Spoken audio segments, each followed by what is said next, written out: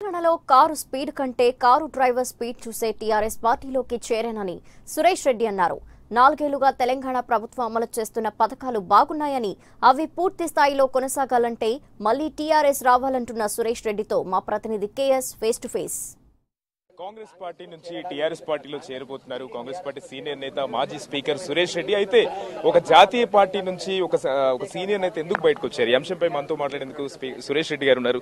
సురేష్ రెడ్డి గారు చెప్పండి, గత కొన్నేళ్లుగా ఒక జాతీయ పార్టీ కాంగ్రెస్ లో మీరు సేవ చేశారు. ఉన్న ఫలంగా మీరు గులాబీ పార్టీ రావడానికి అసలు ఏంటి కారణం ఏంటి? ఎందుకని ఈ సంచలనమైన నిర్ణయం తీసుకున్నారు? ఇది చాలా ఆలోచించి తీసుకున్న నిర్ణయం. ఈ నిర్ణయం వెనుక కారణం ఏంటంటే, తెలంగాణ ఉద్యమం తర్వాత ప్రభుత్వం ఏర్పడింది. గత 4.5 సంవత్సరాల నుంచి తెలంగాణ రాష్ట్రంలో కొన్ని కార్యక్రమాలు టీఆర్ఎస్ ప్రభుత్వం చేపట్టిన పథకాలన్నీ కూడా ఈరోజు ఎలక్షన్స్ అనౌన్స్ అయ్యాయి. నా ఒపీనియన్లో, నా అభిప్రాయంలో తప్పనిసరిగా ఈ పథకాలు సంపూర్ణంగా పూర్తి కావాలంటే టీఆర్ఎస్ ప్రభుత్వానికి సమయం ఇవ్వాలి, మళ్ళీ అవకాశం ఇవ్వాలి.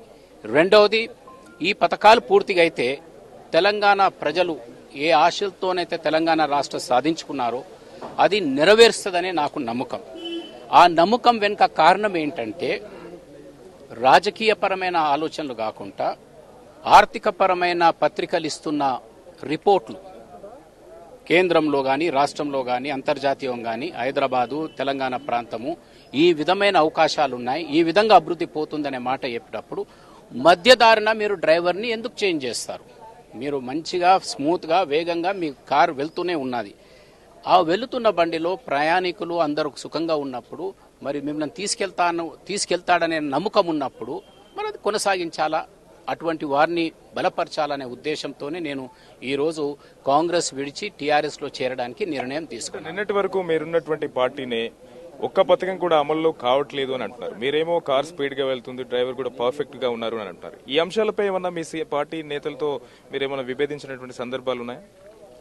నేను చెప్పాను కదా, పథకాలన్నీ కూడా కొనసాగుతూనే ఉన్నాయి.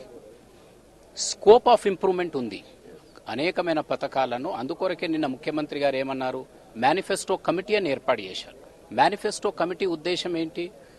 ఈ జరుగుతున్న పథకాలన్నింటినీ కూడా ఎక్కడెక్కడనైతే, ఎందుకంటే నూతనంగా ఏర్పడ్డ రాష్ట్రం 1-2 years రీఆర్గనైజేషనల్ ఇబ్బందులు ఉండే, ఇవన్నీ ఉన్నప్పటికీ కూడా కొన్ని వారి పాలసీస్ అన్నింటినీ కూడా ప్రోగ్రామ్స్ రూపంగా ప్రారంభించారు.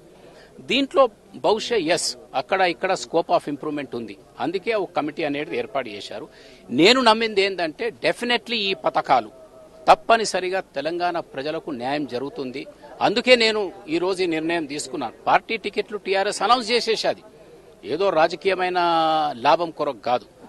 నేను ఎప్పుడు కూడా ప్రజల కొరకు మధ్యనే ఉండే వ్యక్తిని. ఎప్పుడు కూడా నేను బయట నా వ్యక్తిత్వం కొరకు నాకేదో పోస్టులు కావాలని ట్రై చేయలే. ఇప్పుడు నేను 10 సంవత్సరాలు కాంగ్రెస్ పార్టీలో ఏ పోస్ట్ లేకుండా సేవ చేస్తూనే ఉన్నాను. So positions are not important. Party policies, party programmes, party నాయకత్వం చేపట్టిన పథకాలను పూర్తి చేస్తుంది ఆ నాయకత్వం అనే భరోసా ఉండాలి. ఆ భరోసాతోనే నేను ఈరోజు జాయిన్ అయ్యాను. ఎందుకంటే కొనసాగుతూనే నేను చూశాను. అంటే ఏసీసీకి పంపినటువంటి ఒక లిస్ట్ లో ఆర్మూర్ నుంచి మీ పేరు కాంగ్రెస్ పార్టీ ప్రపోజల్ పంపింది. ఒకవేళ నిజంగా సురేష్ రెడ్డికి చరిష్మా ఉంటే నిజంగా ఒక ఎమ్మెల్యేగా ఆర్మూర్ కాంగ్రెస్ పార్టీ నుంచి గెలవచ్చు కదా? నేను అందుకే చెప్పాను కదా, ఇది for me positions are not important. ఎందుకంటే ప్రోగ్రామ్స్, ఏ పార్టీలో ఏ ప్రోగ్రామ్స్ కొనసాగుతున్నాయో అటువంటి సమయంలో ముఖ్యమంత్రి గారు, మంత్రి గారు కేటీఆర్ని పంపించి మీరు ఈ పథకాలు ఈ విధంగా ఉన్నాయి, మీ ఉపయోగించుకుంటాను మీ సేవలు అన్నప్పుడు, ఐ థింక్ ఒక రాజకీయ బాధ్యత గల వ్యక్తిగా ఆ పథకాలు ప్రజలకు న్యాయం జరుగుతుందని నమ్మిన తర్వాత అవిటిని పూర్తి చేయించే ప్రక్రియలో ప్రభుత్వం ఉన్నప్పుడు వారిని సహకరించాలనే ఉద్దేశంతో నేను జాయిన్ అయ్యాను. మీరు టీఆర్ఎస్ పార్టీ అధినేత కేసీఆర్ ఒక మాట కూడా అంటున్నారు, అసలు తెలంగాణని పూర్తి స్థాయిలో అన్యాయం జరిగింది కానీ భ్రష్టు పట్టించింది కానీ కాంగ్రెస్ పార్టీ అంటున్నారు. కానీ కొద్ది దశాబ్దాలుగా మీరు ఆ పార్టీలోనే ఉన్నారు. ప్రత్యేక రాష్ట్రం ఏర్పడటానికి కారణాలు ఇవే. ప్రత్యేక రాష్ట్రంలో ఫోకస్డ్ అభివృద్ధి ఉంటుంది. మీరు గోదావరి జలాలను ఉపయోగించుకోవాలన్నా, కృష్ణా జలాలను ఉపయోగించుకోవాలన్నా, హైదరాబాద్ని ఇంకా అంతర్జాతీయ ఐటీ సెంటర్గా మార్చాలనుకున్నా, ఒక ఫోకస్డ్ అభివృద్ధి అనేది చిన్న రాష్ట్రంలో ఉంటుంది. కాబట్టి ఆ ఉద్దేశంతో ఆ ఉద్యమం జరిగేది. సాధించుకున్నాము. అంత పెద్ద ప్రజాస్వామ్య విప్లవం ఈ రోజు నిశ్శబ్ద అభివృద్ధి విప్లవం కొనసాగుతుంది. That's why I have decided.